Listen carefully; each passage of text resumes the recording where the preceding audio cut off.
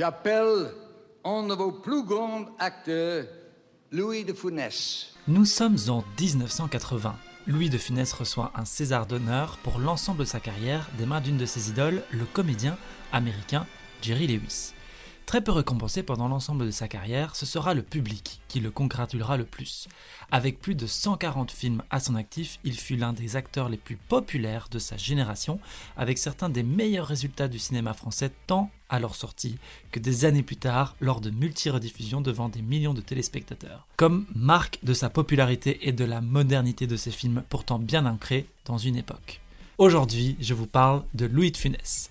Je suis Xavier Del Fuego, bienvenue dans Iconic. I don't feel like an icon. It's crazy. Iconic and amazing people. J'ai été une idole. I do think I am a goddess. On me considère comme un symbole sexuel. Legendary. Iconic. That is what style icons do. C'est un don qu'on a. A legend in the making. Obama. Iconic, c'est quoi ? C'est votre condensé de pop culture en podcast qui questionne la place que certaines personnalités ont pu prendre dans notre société. Musique, cinéma, littérature ou même politique, ils ont tous influencé notre vie presque quotidienne. Alors évidemment, ce statut d'icône peut être discutable pour certaines personnalités, il est très subjectif en fonction de qui on est, ce qu'on exerce comme métier, ce qu'on a pu faire dans notre vie, etc. Mais le but de ce podcast est évidemment aussi de poser des questions sur les personnalités que je vais aborder et c'est pourquoi je vous invite à me rejoindre sur les réseaux sociaux d'Iconic, @IconicPodcast sur Facebook, Twitter, Instagram, mais aussi YouTube où vous pouvez voir les images dont je vous parle, même si à l'audio ça fonctionne très très bien. C'est parti. Alors De Funès serait probablement tombé de sa chaise si on l'avait étiqueté de iconique, c'est ce que je fais aujourd'hui, puisque le terme lui sied à merveille. Nous sommes déjà la 5e génération, quand même, de spectateurs de son génie comique. Ce serait d'ailleurs intéressant, je trouve, de voir ce que ça générerait si le catalogue de Funès se retrouvait un jour sur Netflix ou une autre plateforme du genre, pour voir évidemment si la nouvelle génération est vraiment accrochée au personnage. Ce qui a créé la popularité chez De Funès, c'est qu'il crée du rire pour toute la famille. Alors les adultes ont eux un rire un peu plus nostalgique de leur enfance, tandis que les enfants, eux, rient littéralement aux gags de Funès qui résident dans un tempo hors norme, ça vient de sa formation de musicien, on va le voir, et une gestion de l'espace qui part dans tous les sens, ce qui peut énerver certaines personnes.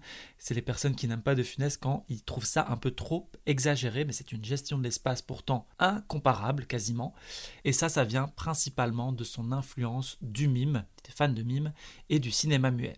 Plus de 50 ans après ses premières apparitions, il est encore aujourd'hui catalogué comme l'un des acteurs et des comiques français les plus populaires. Il faut savoir que c'était un pionnier de l'écologie et ses films sont devenus extrêmement sociaux et dépeignent une société de l'époque, mais il dénonce aussi certains aspects politiques, on va le voir. Et c'est ça justement qui rendra son art intemporel. Ce podcast sera comme à l'accoutumée séparé en 4 parties. La première partie, son histoire familiale incroyable. Vous allez voir que cette histoire est dingue. Des débuts fastidieux parce qu'il a ramé pendant plusieurs années. Ça sera la deuxième partie. La troisième partie, du rien au tout en une année. Vous allez voir que c'était assez exceptionnel même pour l'époque. Et enfin, la question qui nous intéresse, pourquoi est-ce que Louis de Funès est encore moderne ? Alors oui, Louis de Funès a eu une histoire familiale incroyable et franchement je pense que ça battrait des scores sur YouTube aujourd'hui s'il devait faire un story time de cette histoire parce qu'elle est assez exceptionnelle. Ses parents sont tous deux d'origine espagnole. Son père, Carlos, et sa mère, Léonore, elle est issue d'une famille bourgeoise. Ils étaient fous amoureux et les parents de Léonore n'approuvaient pas cette union car son père était moins riche que Léonore. Mais qu'à cela ne tienne, Léonore a quand même décidé de marier Carlos et ils se sont enfuis à Paris pour tenter leur chance, ils n'avaient pas un sou. Arrivé en France, le père de Louis de Funès ne pouvait plus exercer son métier d'avocat et décide alors de devenir diamantaire. Et il tombe malheureusement sur un escroc qui va engloutir toutes les économies déjà pas faramineuses de la famille.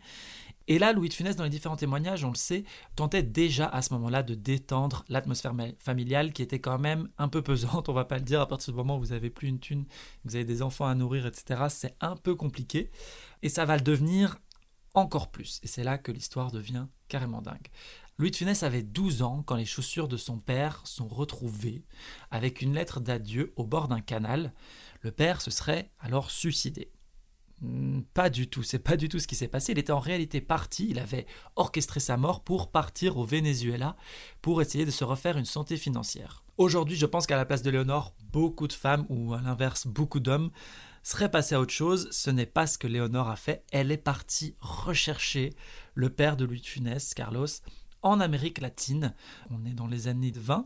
Je pense que vous avez compris qu'on ne parle pas d'un voyage de quelques jours. Hein. Donc elle a dû laisser Louis à une amie responsable d'une pouponnière pendant plusieurs mois. Et ils rentreront ensemble. Léonore parviendra à ramener le père à Paris, mais il mourra 3 ans plus tard de la tuberculose, complètement ruiné, et Louis de Funès a alors 20 ans. Comme vous pouvez l'imaginer, sa mère, c'était un fort caractère, et c'est peu de le dire.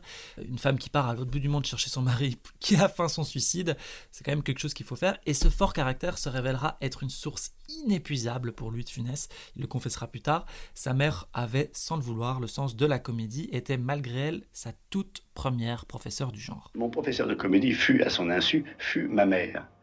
Elle apprenait des colères, mais des colères à feintes, souvent. Elle était faucheton aussi, elle faisait des colères feintes. Enfin, c'était un personnage très truculent, très drôle, très amusant. Parce que oui, malgré les moments difficiles, il va trouver un moyen de puiser dans cette enfance difficile pour construire ses personnages des années plus tard. L'anxiété causée par les histoires avec son père restera à jamais son fardeau, qui mettra au service de son jeu, certes, mais qui lui vaudra d'être continuellement dans la peur de manquer, même pendant ses années de gloire. Et il aura raison d'être anxieux parce que Louis de Funès connaîtra des débuts extrêmement fastidieux. C'est la deuxième partie de ce podcast, parce que Louis de Funès a extrêmement galéré pendant des années, et même célèbre, il avait toujours cette peur au fond de lui que tout s'arrête du jour au lendemain.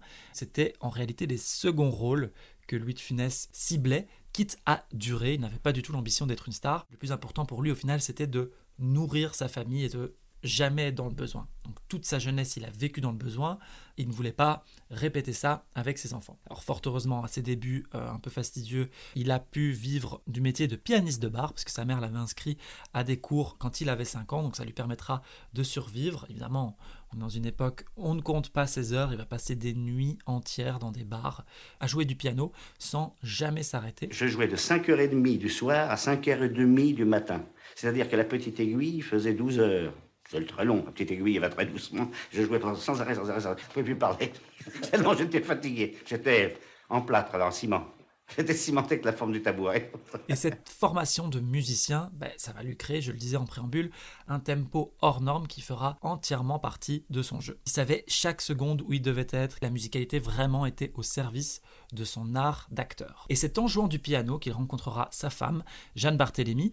Il jouait du piano pendant la guerre dans des bars, malgré le couvre-feu. Et ce sera le vrai coup de foudre avec Jeanne. Ils se marieront, auront 2 enfants et ne se quitteront plus jamais, à un tel point que Jeanne va jouer un rôle très important dans la vie d'acteur de Louis de Funès, puisqu'elle deviendra son agent jusqu'à tirer les ficelles de toute sa carrière. Elle aura la confiance de son mari qui, elle, l'a connu avant la gloire. Alors, Louis de Funès va attendre la fin de la guerre pour réellement entreprendre ce métier d'acteur, et c'est un coup de destin qui va lui donner son tout premier rôle. Il a croisé un ami dans le métro, et c'est lui qui va lui donner ses premiers rôles de théâtre et sa première apparition à l'écran dans La Tentation de Barbizon, où il aura une séquence de 40 secondes, et de là, il va vite enchaîner les rôles de figuration. Mais Louis de Funès était surtout un acteur de théâtre, il va tout faire pour intégrer la troupe des Branquignoles, et à ce moment-là, je le disais, on sort de la guerre et on est dans une période charnière où le comique américain et le burlesque prend de plus en plus de place en France. Donc toute cette génération d'acteurs va se bousculer pour tenter de trouver le comique à la française, entre guillemets.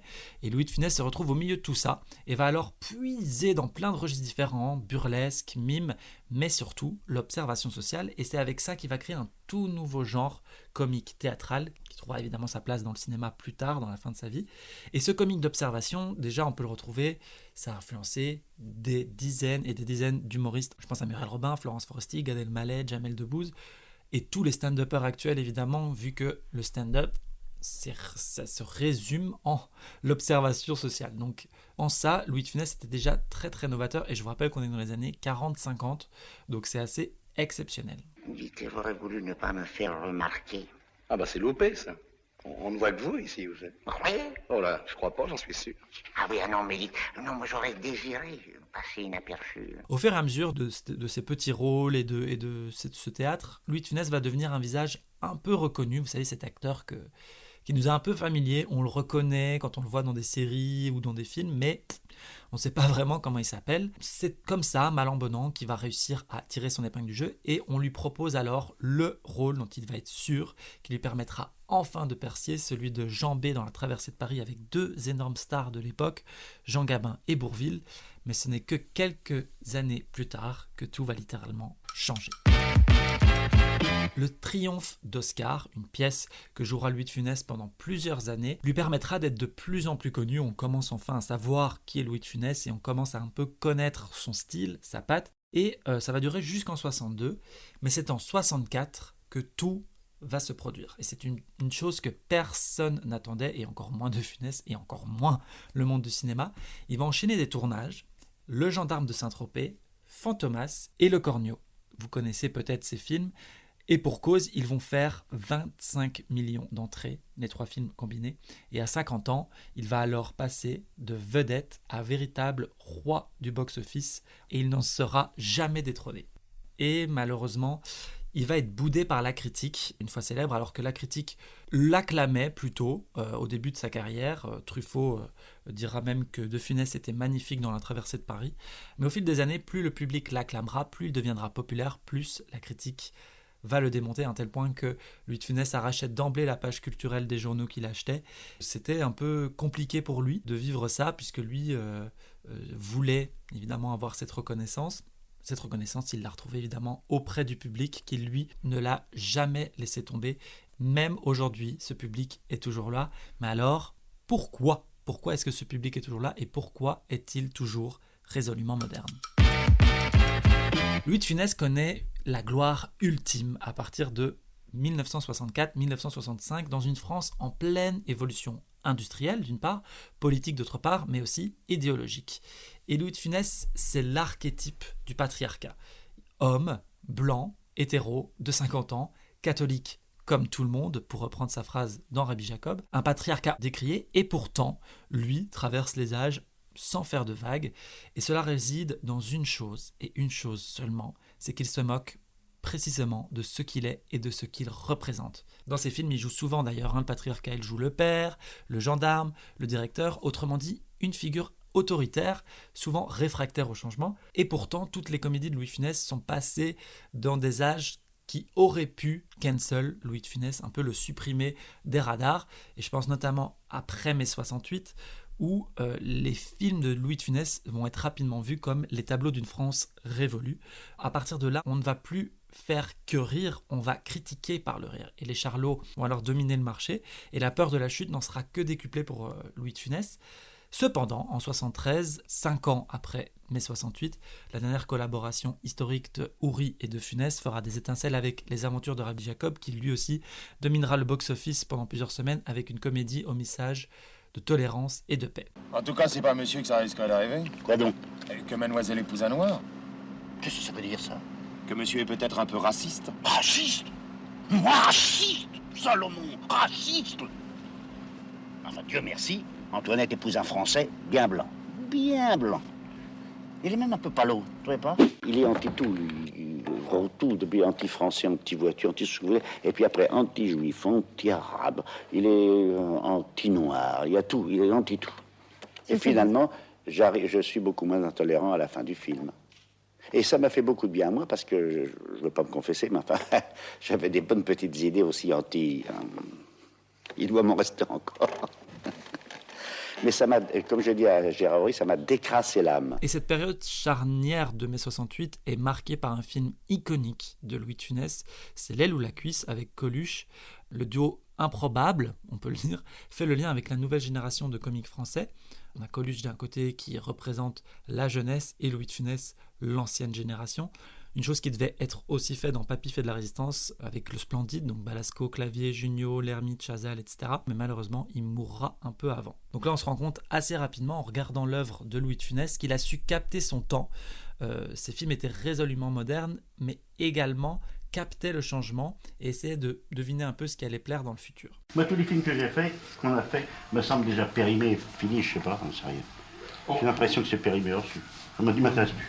C'est le nouveau qui m'intéresse. Des sujets que d'autres films de l'époque passaient parfois sous silence sont abordés dans son œuvre, la place de la femme dans la société, la politique, mais aussi l'écologie. La sexualité, elle, n'est jamais vraiment abordée dans les films de Louis de Funès, pour ne pas dire inexistante, mais 2 choses expliquent cela. 1. La comédie familiale des années 60 ne fait guère allusion au sexe, et 2. De Funès a une pudeur personnelle qui l'empêche de reproduire à l'écran ce qu'il ne s'autoriserait pas à faire en public, notamment embrasser sa femme. Allons nous coucher, ma biche, cela va s'arranger. Vous rêvez, Hubert. Charles vous a préparé la chambre d'amis. Mais par contre, la femme a un rôle prépondérant dans les films de Funès. Alors bon, c'est souvent l'archétype attendu de la femme de cette époque, à savoir mondaine, au foyer et un peu fantaisiste, mais parfois elle est surprenante pour l'époque. Je pense à Claude Chansac qui jouera sa femme dans plusieurs films. Par exemple, elle est indépendante financièrement dans Les Gendarmes, et si on creuse, on peut aussi trouver des traces de problématiques sociales profondes dans les films de Funès, et j'ai lu une petite analyse sur le fait, à chaque fois que Louis de Funès se travestit et devient femme, il lui arrive des choses qui arrivent encore aux femmes aujourd'hui, et on peut là voir une sorte de critique de problématiques sociétales très profondes qui dominent encore aujourd'hui. Par exemple, dans Les Loups à cuisse, il sera méprisé en tant que femme, dans Les Gendarmes et Gendarmettes, il sera agressé en tant que femme, ou encore harcelé par un dragueur insistant dans Le Gendarme de Saint-Tropez. Et puisqu'on parle femme, sexualité, autre sujet tabou de l'époque, l'homosexualité est parfois aussi discrètement abordée dans les films de Louis de Funès, dans Le Sauna de la Grande Vadrouille par exemple, quand il cherche Bouville dans Les Fumées troubles, où l'ambiguïté sexuelle est présente, et aussi Sous la douche dans Le Corneau, où un homme semble lui faire du rentre-dedans. Et dans Le Tatoué aussi, il s'invente une relation avec un homme afin de détourner l'attention de sa femme qui en est atterrée, moyen de se moquer de la bien-pensante bourgeoisie de l'époque sur le sujet. Il y a une femme là-dessous. Non. Il y a une femme là-dessous. Non. Alors, qu'est-ce que c'est? C'est un homme. Un homme? Un homme. Et la politique aussi trouve toute sa place dans l'œuvre de Funès, évidemment. Ces films étaient critiques d'une société tout de même.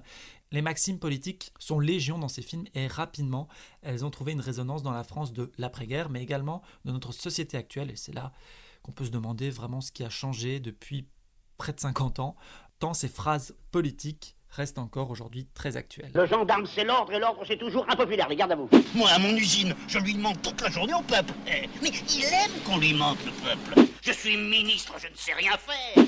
Vous faites comme d'habitude, vous promettez tout, et moi, je ne donne rien. Les pauvres, c'est fait pour être très pauvres, et les riches, très riches. Mon programme, 3 points.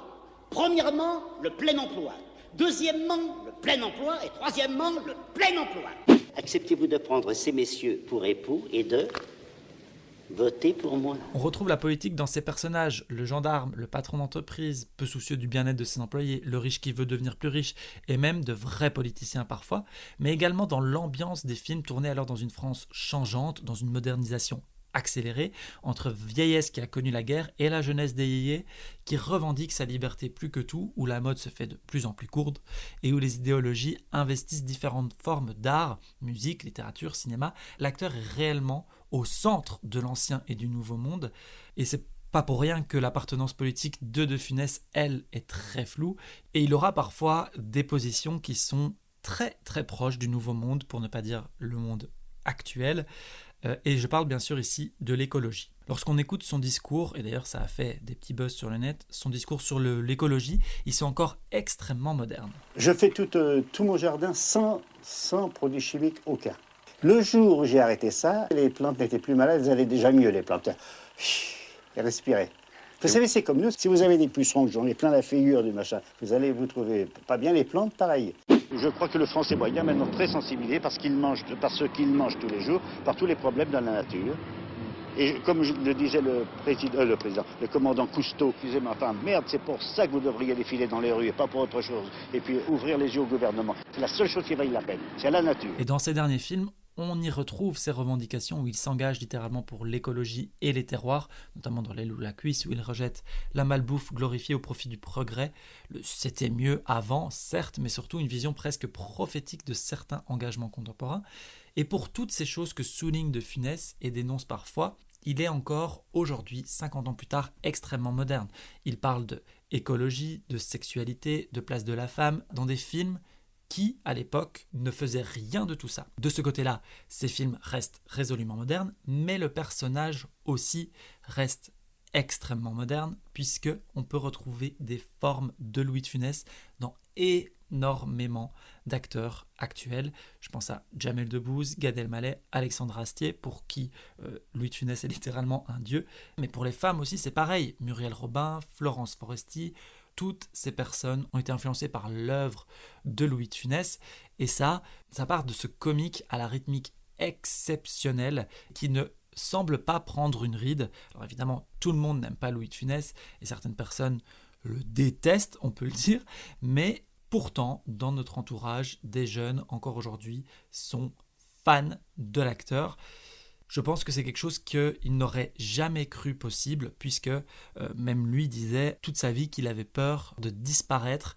Ça n'est jamais arrivé. Et c'est une bonne chose finalement, puisque nous vivons avec ce patrimoine aujourd'hui qui nous permet de nous remettre un peu dans cette nostalgie de la vieille France, certes, mais aussi de notre enfance, puisque je pense que toutes les personnes qui aiment Louis de Funès l'ont découvert petit, et c'est en ça qu'il est fort, c'est qu'il réussissait à faire rire les enfants avant tout, et on a tous un peu grandi avec lui. Il faut voir à quel point c'est perpétué dans notre société. Merci beaucoup pour votre fidélité déjà grandissante, ça me fait super plaisir. Si vous voulez approfondir le sujet de Louis de Funès, je vous conseille le livre Louis de Funès à la folie d'Alain Kruger et de Thibaut Prutin. C'est la Cinémathèque française qui a fait ce livre qui est magnifique, super objet déjà, et en plus de ça, extrêmement intéressant puisqu'il dépeint l'époque, mais l'acteur au milieu de cette époque et pourquoi est-ce qu'aujourd'hui il fascine toujours autant. Donc c'est extrêmement intéressant, c'est aux éditions La Martinière et je vous le conseille vivement si vous voulez approfondir le sujet, au-delà du fait évidemment que vous pouvez toujours vous replonger dans un film de Funès ou regarder des interviews. Vous allez voir que le personnage est extrêmement différent des personnages qu'il joue. N'hésitez pas à venir me dire sur les réseaux sociaux ce que vous en avez pensé, ce que vous pensez de Louis de Funès, même si c'est pas flatteur, ce qu'il représente pour vous. En attendant, je vous invite à vous abonner, à ajouter ce podcast à vos favoris en fonction des différentes plateformes. N'hésitez pas aussi à mettre des étoiles et un avis sur Apple Podcast, ça aide au référencement. Donc je vous dis au prochain Iconique, on se donne rendez-vous. J'espère que vous serez là. Bon, évidemment, je serai là, sinon il n'y a pas de Iconique, donc c'est logique. À très très vite, au revoir.